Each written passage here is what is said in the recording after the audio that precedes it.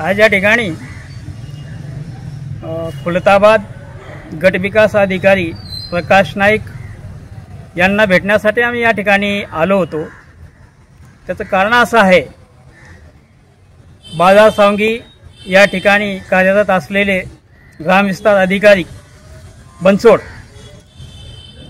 हे गेल्या 5 ते 6 वर्षापासून त्या ठिकाणी कार्यरत आहेत। त्या ठिकाणी दलित, आदिवासी, मुस्लिम लोक बऱ्याच प्रमाणामध्ये आहेत।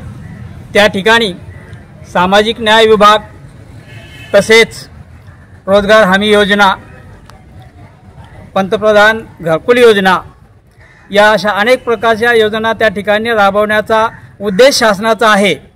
परंतु सदरील ग्रामसेवक दलित, मुस्लिम, आदिवासी लोकांना घरकुलासाठी किंवा रोजगार हमीचे फॉर्म भरून देण्यासाठी सहाय्य करत नाही, सहशिक्के देत नाही।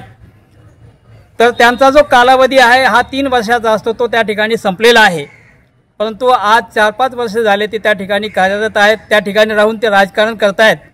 आम्ही कालच्या 27 तारखेला छत्रपती संभाजीनगरचे मुख्य कार्यकारी अधिकारी अंकित यांना एक निवेदन दिलं पक्षाच्या वतीने की सदरील ग्रामसेवक यांना बाजार सावंगी ग्रामपंचायतमधून हटवण्यात यावं आणि त्यांची जिल्हा बदली करावी, ही आमची एकमेव मागणी आहे।